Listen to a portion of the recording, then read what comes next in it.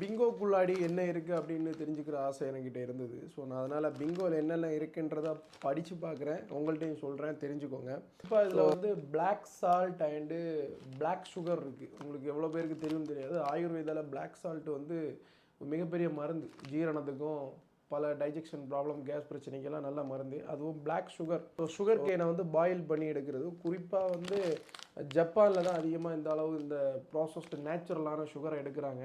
அதை வந்து நமக்கு 5 ரூபா பேக்குக்குள்ளாடி பிங்கோலே தராங்கன்னா நம்ப முடியுதா? இது அந்த அளவுக்கு மருத்துவ தன்மை உள்ளது தான் இந்த பிங்கோ. 66% இதில் வந்து பொட்டட்டோ தான் சேர்க்குறாங்க. ஸோ அது வந்து நல்ல விஷயம்.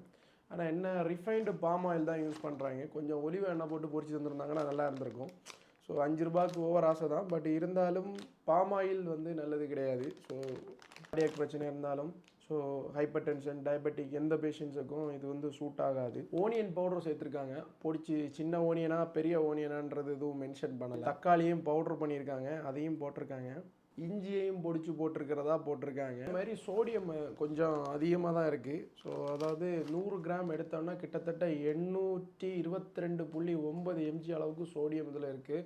ஒரு நாளைக்கு டெய்லி ரிக்வயர்மெண்ட்டுக்கு இதில் மாதிரி ஒரு 200 கிராம் சாப்பிட்டோம்னா அதுக்கப்புறம் அன்னைக்கு சோடியம் எடுக்கக்கூடாது. அந்த அளவுக்கு ஓவர்லோட் ஆகிற அளவுக்கு சோடியம் வந்து கொஞ்சம் அதிகமாகவே இருக்குது. இதில் வந்து வீட்டும் மில்க்கும் இருக்கிறதா இருக்காங்க. ஆனால் என்னென்னா கண்டெயின் தான் போட்டிருக்காங்க. ஒருவேளை கோதம்பும் பாலும் இருக்குன்னு போட்டிருக்காங்க. சில நேரங்களில் மறந்துடுவாங்களா என்னன்னு தெரியல. அதனால தான் கண்டெயின் அப்படின்னு போட்டிருக்காங்கன்னு நினைக்கிறேன். என்னன்னா ஓவராலாக சேர்த்துருக்காங்க. உப்பு போட்டு பொரிக்கிறாங்க, அது ஓகே. மால்டோடெக்ஸ்ன்றது வந்து கிளைசிமிக் இண்டெக்ஸ் அதிகமாக இருக்கிற ஒரு டைப்பான அது ஒரு சுகர் சேர்ந்தது. ஸோ அது வந்து அதிக அளவில் வந்து சர்க்கரை நோயாளிகள் இதை சாப்பிட்டாங்கன்னா சுகர் லெவலை வந்து ரொம்ப தாறுமாறாக அதிகப்படுத்தும். ஸோ ஓவராலாக இதை வந்து ரெகுலராக சாப்பிட்லாமான்னு பார்த்தா ஒரு 5 ரூபா பேக்கெட்டு ஒரு வாரத்துக்கு சாப்பிட்டா ஒன்றும் பிரச்சனை இல்லை. ஸோ ரெகுலராக சாப்பிட்றது வந்து நல்லதில்லை. ஏன்னா ஹைப்பர் டென்ஷன், உயர் ரத்தம் அதிகமாக இருக்கிறவங்க, சுகர் அதிகமாக இருக்கிறவங்களுக்கு இது பெருசாக சூட் ஆகாது. குழந்தைங்களுக்கும் பெரிய அளவில் வந்து சூட் ஆகாது. ஏன் அப்படின்னா அதில் வந்து இந்த refined palm oil, so flavouring substance இதெல்லாம் கொஞ்சம் எக்ஸ்ட்ராவாக சேர்த்துருக்காங்க. ஸோ எப்பாவது ஒருக்கான்னா ஓகே.